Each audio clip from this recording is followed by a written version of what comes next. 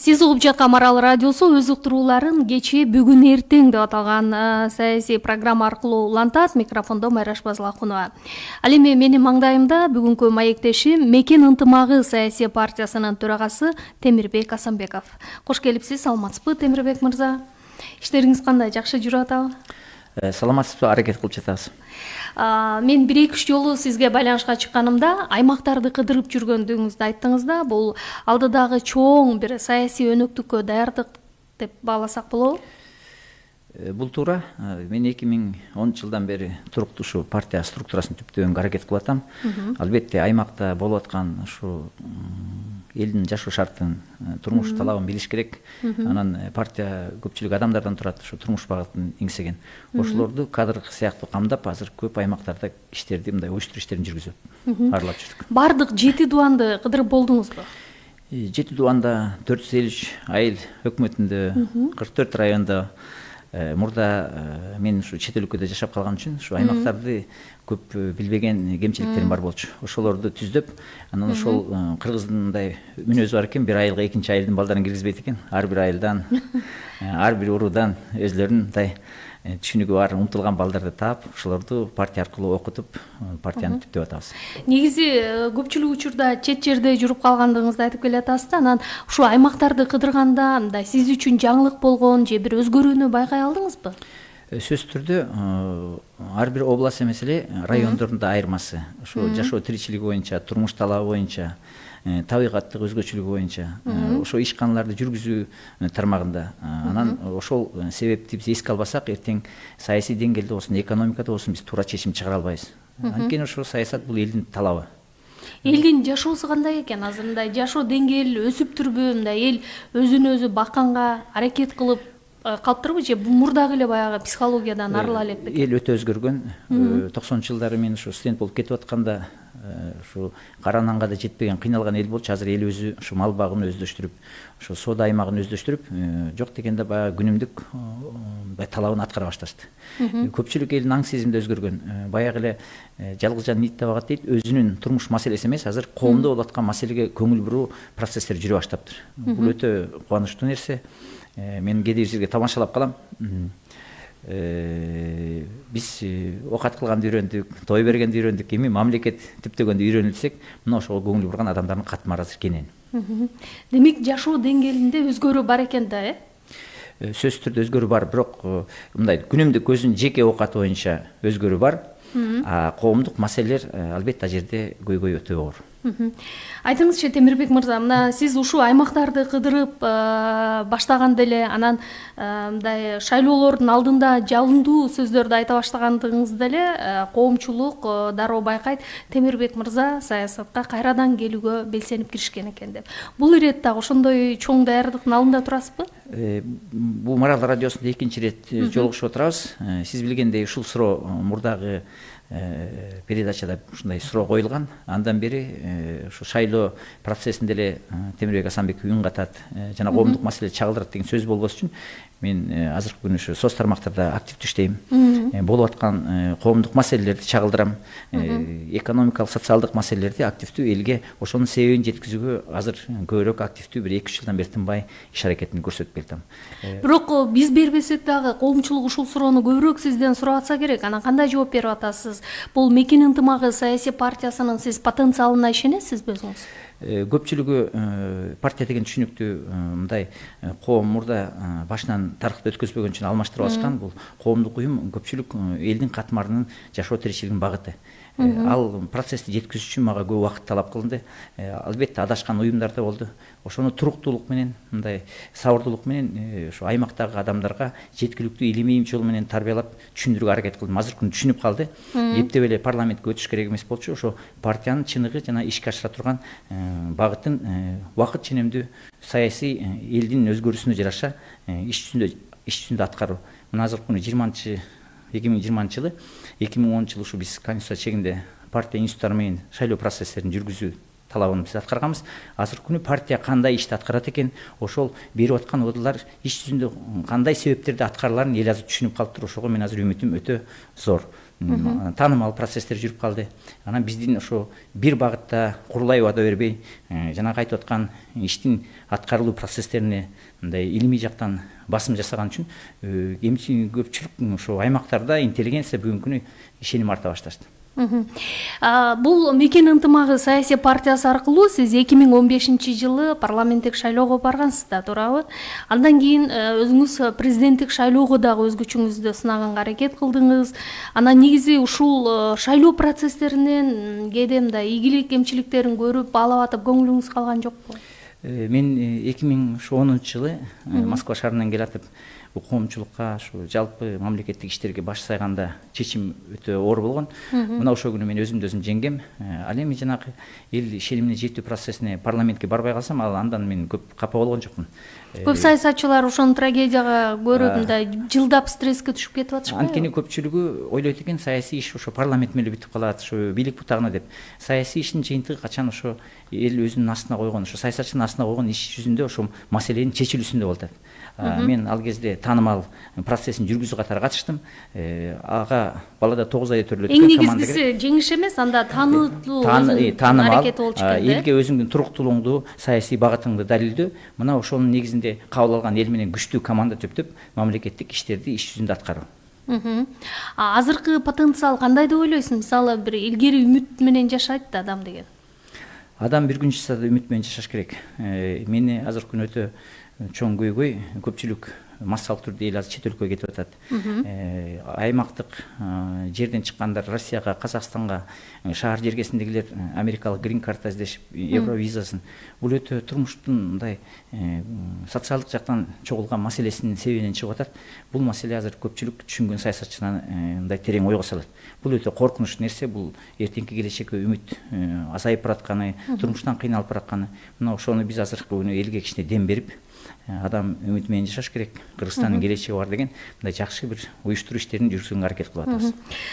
Темирбек мырза, жана потенциалыңыздар кандай деген суроону мен жөн жеринен узатканым жок. Анткени көпчүлүк саясий партияларда негизги маселе бул андагы ресурс, адамдык ресурс, анан экинчиси болбой эле бул каржылык ресурска келип такалып атат да. Бул экөө сизде барбы? Азыркы күнү эң күчтүү бизде адамдык ресурс, ошо каржы ресурсу эмне үчүн кээ бир партияларга керек болуп атат. Ушу добуштуу ушу коммерциялык жол менен элди ынандырып алуу макулдугун. Силерге кереги жокпу? Мен башында эле 2010-до коммерциялык жол менен ушу саясий маселени чечүү жагынан алыс болгом. Албетте ал кезде айткан, коом ушу көп жылдар ушуга түптөлүп калган, коммерциялык жол менен добуш алууса болот деп. Анан ошондой багыттагы партиялар сөзсүз түрдө парламентке кирет деп айтышкан. Мен башында эле ошого каршы чыккам.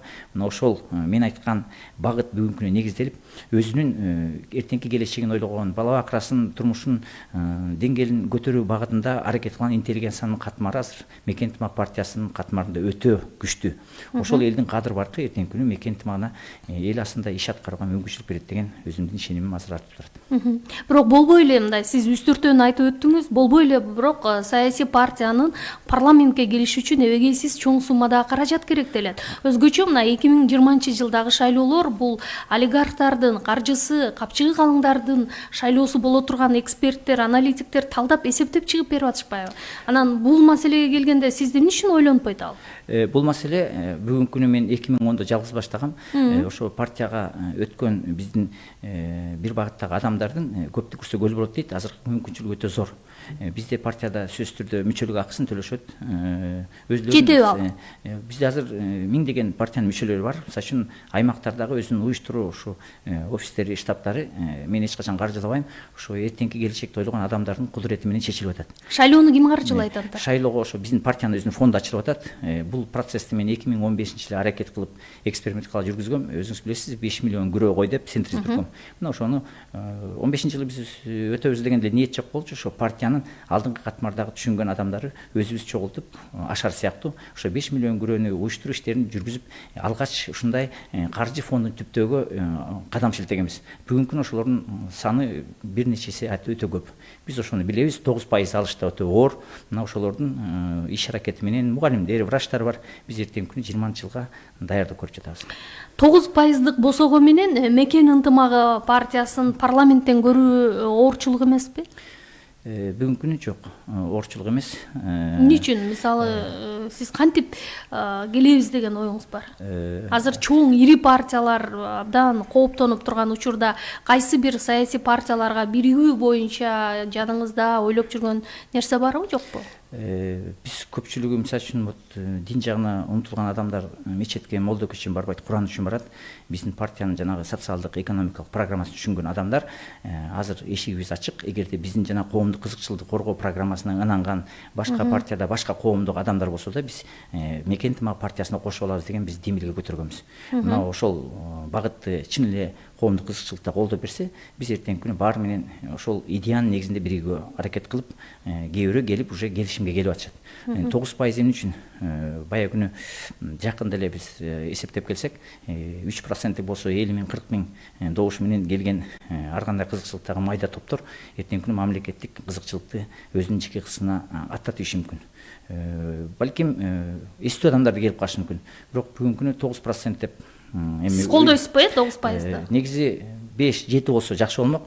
Анан бул процесске 9 деп чечилип калды. Бул өзгөрчүдөй эмес. Биз ошо 9%-те элдин ишенимине жетүүгө азыр аракет кылып жатабыз. Айтыңызчы, негизи Кыргызстанда ошол саясий партиялардын, бир 200гө чукул саясий партиялардын көпчүлүгү мындай бир араң-жан, сөөлжандай болгон абалда иштеп атышат да.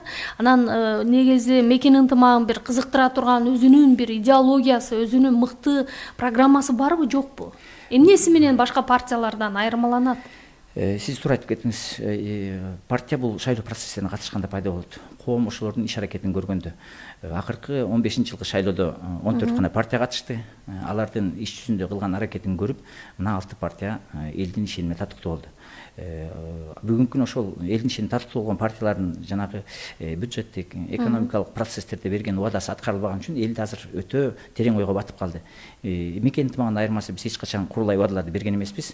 Коомдук жанагы казына түптө, социалдык жактан ушу мамлекет кызматкерлерин да, ушул карыялар ар кандай кыйналган элдин оор катмарында маселесин биргелешип чечүү багытындагы программаны биз ачык жарыялап, съезде чагылдырганбыз, ошо дебаттарда чагылдырганбыз. Ошону иш жүзүндө далилдеп, мен бул кайсы жылы жарыяланган программа? Мен шайлоодо жарыялагам, бирок ушул жылы жазында, апрель айында бизде ачык пресс-конференция болгон, журналисттердин баары келген. Биз ошо саясий багытын өзүнчө чагылдырганбыз. Бул жерде негиздери, анткени бүт саясий программанын ар түрдүү катмарын чагылдырганда бул чоң маалымат. Андан кийин социалдык, экономикалык программасын баардык маалымат бутактарында элге жарыялаганбыз. Азыр ошону талкуу жүрүп атат. Макул, мүмкүн ошол программаңыздар талкуу жүргөн менен жалпы коомчулуктун кеңири массасына жете элек да.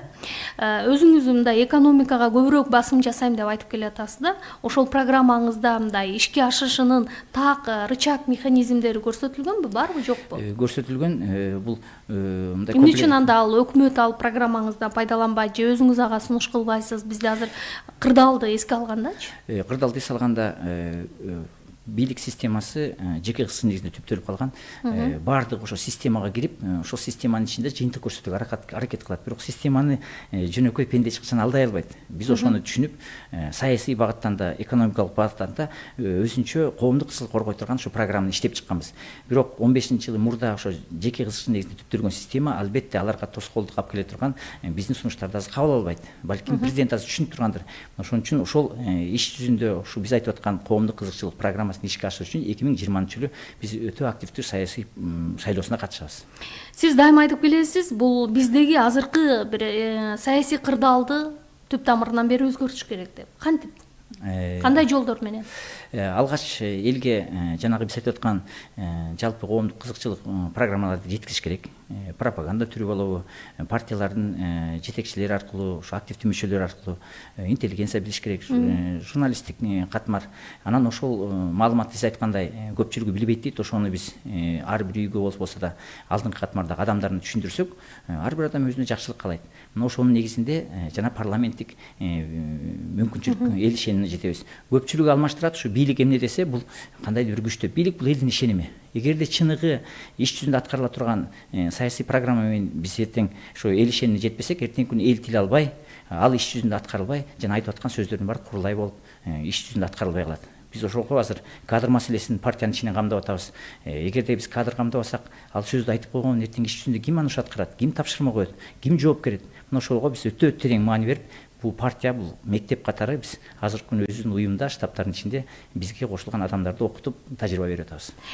Айтыңызчы, Темирбек мырза, Мекен ынтымагы партиясынын мындай бир алган багыты бир аз мен үчүн да мындай белгисиз таасир калтырат. Сиздер бийликке либералдуу партиялы же бийликти сындаган оппозициялык партиялы, мындай билбейм да. Сиздин соңку билдирүүлөрүңүздү деле мындай бийликти ачык сындаган, айкын айткан билдирүүлөрүңүздү көрүп элек. Мындай эмне үчүн?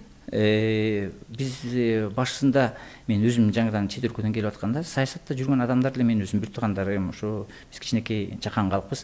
Мен алардын жеке өздөрүнө каршы келген эмесмин, ушу коом арасындагы мындай жеке кызыкчылыкта өтүп кетип аткан терс иштерине каршы келгем. Мына ошол процесстердин боюнча алгач баягы көбү мени тааныбагандыктан айтып аткан сөздөрүмдү уккан эмес. Анда кыска чагылдырып кетейин, кандай маанилүү процесстерди мен 2010дон бери чагылдырдым.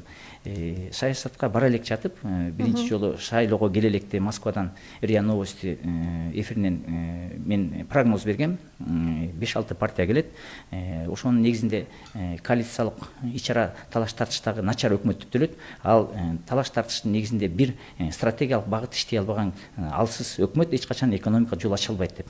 Андан кийин чек ара маселесин Алмаз Шишенов президент болуп турганда мен эми ак үйгө кире албагандан кийин Facebook булактарынан түз кайрылгам. Азыркы күнү Тажикстан, Өзбекстан ортосундагы өтө терс кагылышуулар турат. Алар ушундай кыйналыш болуп турганда биз өзүбүздүн жанагы ортокчул мамлекеттик маселени көтөрүп, чек ара маселесин азыркы күнү Тажикстан менен түзүп алсак болот деп.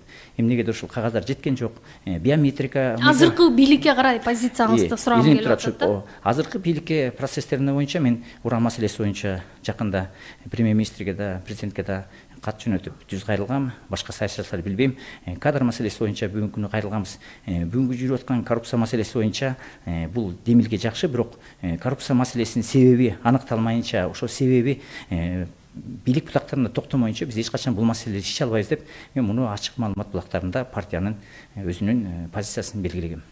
Жок, сиз ортодогу бир позицияны дайыма карманып келесиз да, эмне үчүн же мындай бийликтин карынына калып калуудан коркосузбу? Бийликтин карынына калгандан эмес, эмнегедир ушу мен 2010 жылдан бери көп биздин саясий ишмерлер ушу бийликти сындоо багыты менен эле саясий упай чогултушат. Ал процесс бизге эч качан жакшылык алып келген эмес. Биз эмне себептен партиянын атын Мекен ынтымагы койдук? Аймактык бөлүшүү, мындай кандайдыр бир жеке таарынычтын негизиндеги талаш тартыш, ар кандай сезимдин негизиндеги тирешүү, мына ошону байкап, качан гана баягы биримдикте болгон эл жана чогулган 30 жылдан берги саясий экономикалык маселени чечүүгө шарт түптөлөт. Конструктивдүү болуш керек деп ойлойсуз, э? Эгер биз бирикпесек, биз баягы тууганчыл эл болгондуктан, биз баягы бийлик ишенимине жеткенде да башка таарынган катмар иш жүзүндө ошо саясий багытты аныктоого тоскоолдук кылып, мына мамлекет бүгүнкү күнү чыр-чатак айланып кетет. Чыр-чатак болгон жерде экономиканы өнүктүрүү өтө кыйын. Мына ошол процессти мен стратегиялык жактан түшүнүп, мындай элге үмүт бере турган партиянын багытын жеткирип, бирөөнү жамандоо жолу эмес, ошо элге үмүт берүү багытында жалпы коомдун башын бириктирип, жанагы чогулган маселени чечүүгө мындай партиянын позициясын бекиткенбиз. Анан ынтымакка чакырган адам бирөөнү жамандабаш керек, жамандасаң душман кыласың. Жакшы өзгөчөлөнгөн жагын айтып, ушу маселени чечүү багытын түшүндүрүп берсең, кыргыз эли эртең биригет деген өзүнүн саясий стратегиялык багытыбыз бар. Макул, анда бийлик алмашкан соңку жылдары сиз биздин Кыргызстандын саясий экономикалык системасындагы өзгөрүүнү байкадыңызбы, жокпу? Болсо ал кайсылар? Бүгүнкү күнү биз эми өтө либералдык жагына өткөнбүз. Башынан эле. Бирок либералдык жактан өткөн менен биз стратегиялык жактан коомдук мамлекеттик кызыкчылыктын негизиндеги экономикалык мындай коргоо процесстерине мыйзамдарды терс кабыл алып койгонбуз. Мисалы үчүн айтып кетсем, биз эл аралык каржы фонддордун мындай үстөмдүгүндө калып калдык. Өзүңүз билип атасыз, азыркы күнү сомдун финансы каржысынын тышкы карыздары өзүбүздүн элибиз потребительский жана карыздарга батып кетишти. Экинчиден, ички өндүрүш ишканалар кызыкчылык корголгон эмес. Магазиндерге кирсеңиз 80-90% чет өлкөдөн келген продукция илинип турат. Бул эмне себептен сезилип атат? Анткени биз өзүбүздүн жанагы протекциондук кызыкчылык коргой турган атайын саясий экономикалык токтомдор кабыл алган эмес. Кен байлыктар мыйзамы жеке кызыкчылыктын чегин өтүп кеткен. Мына ушунун баарын биз эртеңки күнү өкмөткө сунуштап, өзүбүз барабызбы, барбасак да талап коюп, саясий талап коюп, ошо казынаны түптөө багытындагы көп маанилүү экономикалык тармактагы мыйзамдарды өзгөртүүгө талап коебуз. Эгерде ушул тапта сиз өкмөткө мындай мамлекеттик кызматка чакырса барып иштегенге даяр белеңиз? Бул боюнча сунуштар түштү беле? Түшсө кайсы посттордо? Эми башында ар кандай саясий лидерлер менен шайлоо процессинин астында сунуштар болгон. Өмүрбек Шеркешев экөөбүздүн ортосунда чайчтар болгон. Ошол эле Ак үйгө 2015-жылдары чакырып мындай ушу шайлоонун астында эртеңки күнү ушундай аракетке келсек, бирге иш алып барабыз деген жөнөкөндө саясий мындай тил табышы гана сөздөр болгон. Мен өзүм компромисске келүү боюнча. Компромисске келип, жана ишеним пакетин алуу боюнча. Эми өзүңүз билесиз да, система бул өзү ар кандай таасирдеги жыйынтык чыгара турган кыймыл аракеттин күчү. Эгерде ошол кыймыл аракет бир багытта түптөлбөсө, биз эч качан өзгөрө алып бара албайбыз. Азыр бийликке кирип кеткен саясатчылар менен да алдында менде сүйлөшүүлөр болгон. Эгер бул системаны коомдук кызыкчылык негизиндеги мыйзамдарды өзгөртүү жолу менен кирбесек, ким гана кирбесин бул системадан эч качан жыйынтык көрсөтө албайт деп, мен өзүм ушу өзүбүз жанагы партиянын жолу менен көпчүлүк адамды, кадрларды камдап, жана биз айтып аткан маселени иш жүзүндө аткара турууга көзүбүз жетпесе, бийликке аралашуудан эч кандай жыйынтык чыкпайт. Мына эски машиненин тетигин, Мерседестин коробкасын салып койсо, ал Мерседес болуп калбайт. Мына ошол себептен мен ушундай сунуштардан алыс болгом. Өзүбүз ушу саясий багытта баралы, даже саясий багытта бар башка 2-3 партия келип калса да, жана биздин программанын чыныгы, иш жүзүндө аткарыларына көзү жетсе, ошонун негизинде биргели деп гана мен шашпай ушу бир туруктуу багытта саясий партияны түптөп келдим. Ушул түптөгөн саясий партияңызда мындай жалаң эле карапайым адамдар, жумушчу, интеллигенциянын өкүлдөрүнөн турабы, же болбосо мен деген акчасы көп, саясатта мурда кийин аты чыккан инсандар дагы барбы, же аларга дагы мындай ишенип, аларга дагы мындай көңүл бөлөсүзбү дегеним, көпчүлүк саясий партиялар шайлоо алдында ошолорго көбүрөөк таянганга аракет жасашат да. Сиз туура айттыңыз, башында мен баягы коомго таанылуу элек саясий салмак жоктугунан өзүмө окшогон мындай мен тамашалап койчумун, чортомандар деп, ошолордун арасында өзүбүздүн бир пикирлеш адамдар менен партияны баштаганбыз. Албетте, жана алардын баары барбы же көңүлү калып кеткендер да болдубу? Көпчүлүгү баягы башында түшүнбөй ушу шайлоо жеңишинде эле биз бир үзүрүн көрөбүз дегендер, чыдамсыздык кылып чыгып кеткендер да бар, бирок көпчүлүгү 80-90% биздин арабызга кайра кайтып келатат. Бирок ошо элдин катмарына көбөйгөн сайын, жана биз айтып аткан илимий жактан айтып аткан шайлоо процессиндеги сөздөр мына иш жүзүндө далилденип, мына экономикалык, социалдык кризистер келгенде, башка орто муундагы, орто катмардагы адамдар да азыр аралаша баштады. Бул эми жашыруун эмес, капчыгы кенен да саясатка аралашып калган өзүнүн коомдо кадыр бар, орду бар адамдар да азыр сизге кол сунуп келе баштады. Келип биз менен пикир алышуу процесстери башталды. Бирок биз айтып атабыз, кеп каржылык, коммерциялык багытта эмес, жанагы көптөн бери чогулган жалпы көйгөй маселесини чечүү жолдоруна барсаңыз, ошого коомго ачык болсоңуз, анда Мекен ынтымак партиясынын ишиги ачык деп, ушу 2020-жылга даярдоо процесси мына өзүңүз айткандай реалдуу түрдө жүрүп атат. Эми бардыгынан жакшы нерседен үмүт этиш керек, бирок эгерде 2020-жылы дагы бул партиянын жолу болбой калса, кандай болушу мүмкүн? Ага дагы даярсызбы? Ага да даярмын. Анткени кеп өткөндө эмес, мен өзүм ошо коомдук кызыкчылык багытында керт башымды сайгам, партиялаштарга да, ошо политсовет мүчөлөрүнө айтып атам, анда биз ошого даяр эмеспиз. Коом ошол толук маалыматты ала элек, коом жетилип быша элек. А коом жетилип бышпаганы, значит, биз ушул тажрыйбаны, ошол багытты жеткиликтүү элге түшүндүрө алган жокпуз. Бул жеңиш элдики, анда биздики эмес. Бирок эл биз айтып аткан маалыматты жетип турган мезгил келгенде биздин аракетибизге жараша ошол убакта элдин ишенимине татыктуу болобуз деп. Анан эгерде ошого даяр болбосоңор, ошо шайлоону эле күтүп отурсаңар, ошо шайлоо менен эле турмуш маселеси чечилип калат деп атсаңар, анда бул партияда сиздин ордуңар жок деп көбүнө кат айтабыз. Андай болуп калса, анда кайрадан эле дагы 5 жыл кийинки парламентке даярдык көрөсүзбү, же болбосо мамлекеттик башка структураларда иштеп элге сөзсүз эле азыр парламентке келип эле эл үчүн иштеш керек эмес го, башка посттордо, башка рычагтарда деле эл үчүн иштеп берсе болсо керек, Туп-туура Черчиллдин айтканы бар, ак мышык, кара мышык болсо да чычкан кармасын дейт. Кармаса болду деп, ооба. Ошол себептен мен мамлекеттик кызыкчылык, элдин кызыкчылыгы тармагында мындай сунуштар болсо, ошо биздин партиянын тарбияланган кадр маселесине көңүл буруп, ошону реалдуу түрдө башка саясий уюмдар макулдугун берип, иш жүзүндө жыйынтык көрсөтүүгө аракет кылса, биз бардыгы менен сүйлөшүүгө, амбицияны токтотуп, тил табышууга даярбыз. Бир ирет айтканыңыз эсимде, саясат бул бийлик талашуу депчи. Анан бүгүнкү күндө мисалы кыргыз саясатында эч кимдин көзүн карабаган, өз алдынча мындай позициясы бекем, туруктуу саясатчылар барбы? же биз аларды дагы бир 5 жылдан кийин көрөбүзбү? Мен 2010 жылы келгенде ошондой саясатчылар бар го деген үмүттө болчумун. Бирок кийинки күнү сиз айтып калдыңыз, ушу шайлоо процесстерине келгенде баягы өзүнүн ошо көз карандысыздыгын, саясий идеалдык багытын сактоо процесстерин унутушуп эле ошо бийликке бутагына барууга аракет кылып кирип кеткен инсандарды көрүп кичине маанайым түшүп кеткен. Эки жүздүүлүк деп коелу муну. Баягы жеке кызыкчылыкты жогору баалап ишет. Мына ошонун айынан көпчүлүк азыр запка чегип отурушат. Аттарын айтпай эле коеюн. Ар бир ушу коомдун ишенимине жеткен күчтүү партиялар бүгүнкү күнү өтө оор абалга келип такалып калды. Биз деле кошулуп ошол уюмдар менен парламентте отуруп калышы мүмкүн болчу. Мага сунуштар да болгон. Бирок мен стратегиялык жактан эптеп эле ушу парламентке баруу эмес, жана иш жүзүндө биз далилдеп аткан программанын аткарылуу шартына биз жеткиликтүү иш жүзүндө ошо көрсөтө алабыз деген маани мага өтө маанилүү болчу. Ошондуктан биз балдарга айткам, биз курулай убада кылып, жанагындай жеке кызык негизинде партиянын идеясын сатпайлы, элге туруктукту көрсөтөлү. Эл да көптөн бери ушу 30 жылдан бери баягы убакыт ченемди баарын санап калды. Көпчүлүк айтат, эл ушу акча менен эле шайлап койду. Жок, ошол партияларга эл ишеним арткан убагында. Эми коммерциялык жактан, балким материалдык жактан кичине бир аз өзүлөрү колдонгондур, бирок мен көп адамдар менен сүйлөшүп атам, ушу социал-демократ партиясында, республика партиясында, Ата журт партиясында сүйлөсөң кадимкидей эле ошо өзүнүн ушу ниети менен добушун берген адамдар бар экен. Бүгүнкү күнү ушунчалык терең кайгыга батышкан, ушу эмгегин талаага кетип калган өкүнүп отурушат. Мына ошолорду мен азыркы күнү партияга чакырып атам. Адам үмүт менен жашаш керек.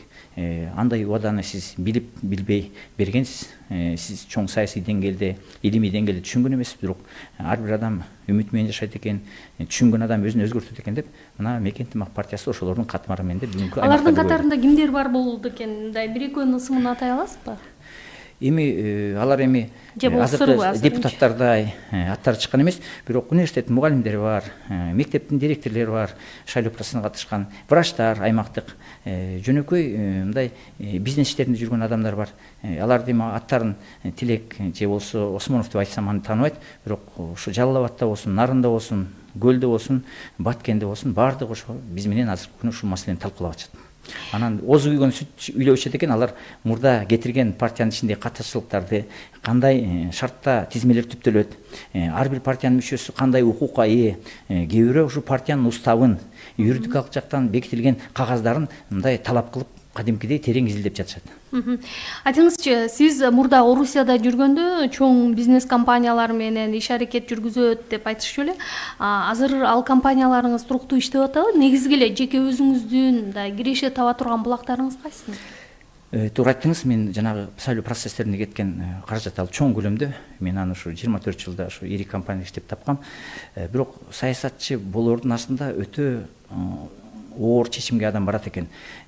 Качан гана саясатчылар ушу саясий мүмкүнчүлүгүн, бийлик мүмкүнчүлүгүн колдонуп, жана жеке ишмердүүлүгүн токтотпосо, биз эч качан саясатчы боло албайбыз. Саясатчы бул адилеттүүлүктүн булагы экен. Мына ошон үчүн 2010 жылы мен бизнес иштеринен баш тарткам. Бизнес партнерлору алар ишенимди колдоо да бирок көпчүлүгү таарынган, бизнести уланта берүүнү сунуштаган. Мына ошондо мен акцияларымды сатып, чыныгы коомдук кызыкчылык коргой турган партияны түптөөгө аракет кылгам. Өзүңүз байкагандай мен 9 жылда Кыргызстанда бир да тооккана салган жокмун. Ошо коомдук ишмердик. Сиз азыр эмне жакыр адамдардын катарын толуктайсызбы? Мен 2010 жылы келгенде мындай телегей тегиз бай адам экенсем, мен саясатчы катар кедей адам экем. Чөнтөгүмдө бул жакта байларга салыштырып көрдүңүзбү? Ошого салыштырсам мен баягы чоң акчаны эми миллиондогон акчалар шайлоого кетти. Бирок көпчүлүк айтат саясатчы бай экен деп. Мен саясатчы катары ошол 2010-до кедей адам экем. Баягы кадыр баркы төмөн экен. Менин пикирлештерим аз экен, бирок каражатым бар экен. Бирок бүгүнкү күнү 9 жылда каражатым азайган менен азыр ар бир айылда, ар бир райондо өзүмдүн бир пикирлеш, бир багыттагы өзүмдүн бир сый урматтагы адамдарым бар. Мына ошолор менин байлыгым. Саясатчынын байлыгы көрсө кадыр баркы болот экен. Мына ошолор чайын да берет, автомашинасына салышат. Мен барганда элди чогултуп беришет. Сиз айткандай карамышык акмышыкпы, ошо элге үнүбүздү жеткизип аткан элдин иш аракети, партиялаштардын иш аракети мен үчүн өтө чоң байлык. Азыркы күнү мен өтө мындай өзүмдүн чакан байлыгымды түптөп алган саясатчымын деп айта алам. Азыр Кыргызстандын алган багыты, экономикалык жолу сизди канааттандырабы? Ойлонтобу? Таптакыр канааттырбайт.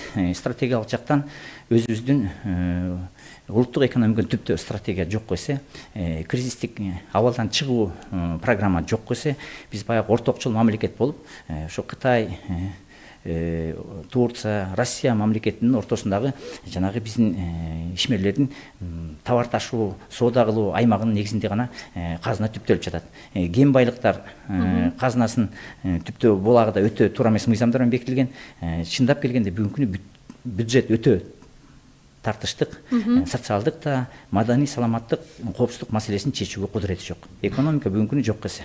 Макул, анда биздеги бюджет азыр мындай социалдык багыттагы бюджет болуп атпайбы? Биз качан өнүгүү бюджетин кабыл ала алабыз, жумшалат деген ой сизде бир мындай оптимисттик прогноз барбы? Прогноз бар. Биз акча каражат саясатын өзгөртүш керек, сөзсүз. Салык, соода саясаттарын өзгөртүш керек. Улуттук кызыкчылык негизинде качан гана биздин ушу элимиз үчүн катмар жумушсуздуктун айынан кетип атат. Ар бир адамдын жөндөмү иш жүзүндө аткарыла турган экономикалык багытты жумуш менен камсыла турган экономиканын стратегиялык шартын түптөгөндө гана биз социалдык маселени чечебиз. Бүгүнкү күнү социалдык муктаждыкка эмне үчүн барып атат? Көпчүлүгү ошо жумушсуздуктун айынан, бала бакырасын ушу курсагын тойгуза албай, турак жай маселесин чечпеген мындай буту колу бар, мындай аман эсен адамдар жумушсуздуктун айынан ушу социалдык муктаждык бар такалып калат. Бул экономиканын жоктугу дейт. Качан экономика өнүгүп, иш менен камсыз болсо, ушу жөндөмү бар адамдар иш жүзүндө өзүнүн мындай экономикалык күч кубатын көрсөтө алса, жанагы социалдык маселе өзүнөн өзү чечилет. Ага биздеги кадрлардын күчү, кудурети жетет деген ойдосуз, Чындыгында 90% бийлик системасында иштеген адамдар өтө билимдүү, бирок ошо мамлекеттик кадр саясаты туура эмес жүргөндүктөн, алардын социалдык айлык майнылары бюджеттен туура каралбагандыктан, алар азыркы күнү иш жүзүндө өзүнүн жөндөмүн көрсөтө албай атышат. Ары карап ыйлап, бери карап күлүп, баягы турмуш муктаждыгынын азабынан кээ бирөө коррупцияга да кирип кетип атышат. Эми Алла Таала эч кимди бул коррупцияга төрөтпөйт. Ушу турмуш азабы ар кандай шартка алып калып адам түптөп коет экен. Мына ошондой бийлик бутагындагы азыр кесипкөй адамдар менен сүйлөшүп атам. Бийликке аралашпаган, илимий жакта жүргөн, чет өлкөдө жүргөн мен өзүмдүн мындай бир тууган жарандар менен, башка улуттун да жарандары бар, бизде жашап кеткен. Ошолор менен эртеңки күнү мамлекет институтун кантип күчтөндүрөбүз? Канчалык мамлекет институттары күчтүү болсо, биз эл аралык ички тышкы саясатта биздин улуттук кызыкчылыкты коргой алабыз деген мындай кадр саясатын жүргүзүүгө азыр партиянын ичинде терең мындай маанилүү иштер жүргүзүп атабыз. Азыр бизде мамлекеттик башкаруу системасында кайрадан бир өзгөрүү киргизишибиз керек, баш мыйзамды оңдошубуз керек деген сыяктуу пикирлер саясий күчтөрдүн арасында байма-бай айтыла калып атпайбы? Бул боюнча сизде пикир кандай? Эми баягы ток сойса казап сойсун дейт. Биз баары айтып атат, партия жолу болбой калды, кайра одномандатный системага мажоритардан өтөлү деп. Эми өзүңүз билесиз, легендарный парламентте мажоритардык системадан келген, ал жерде катарчылыктар болгон, жакшылыктар болгон. Партия системасында да жакшы жагы да бар, жаман жагы бар. Эми партия жаман десек, ошол Исхак Расаков, Жусуп Абдрахмановдор партия багытында тарбияланып келген мамлекетчил кишилер болгон. Кытай мамлекетин партия негиздеп атат. Американын деле, Европа мамлекеттерин жакшы билесиз. Биз өзүбүз ошо чыныгы партия типтөө тажрыйба жоктугунан, чыныгы мамлекетти коргоо тажрыйба жоктугунан жетекчилерибиз да карапайым элде бүгүнкү күнү өтө оор абалга калып, баягы оюндан чарчаган жаш баладай болуп, бул да жаман, тигил жаман деп биз жанагындай адашууларга барып атабыз. Биз чыныгы партия түптөгөндү үйрөнүшүбүз керек, мыйзам сыйлаганды үйрөнүшүбүз керек. Улам мыйзам алмаштыра берсек, аны өзүбүз иш жүзүндө коргоп, ошону аткарбасак, биз конституция өзгөрдөн же мыйзам өзгөрдөн мамлекетти түптөп кете албайбыз. Чоң рахмат. Анда бүгүн биздин студиябызга келип куруп берген маегиңиз үчүн ыраазычылык билдирип, ийгилик каалайлык. Эми баягы бир убакыт көрсөтөт болуш керек, анан электорат баалайт болуш керек. Ушуну менен бүгүнкү программабызды жыйынтыктайбыз. Студиянын мейманы Мекен ынтымагы саясий партиясынын лидери Темирбек Асанбеков болду. Ушуну менен кечээ бүгүн эртең программасын жыйынтыктайбыз. Саламатта болуңуз. Эгер сиз саясатты тандасаңыз, анда жашооңуз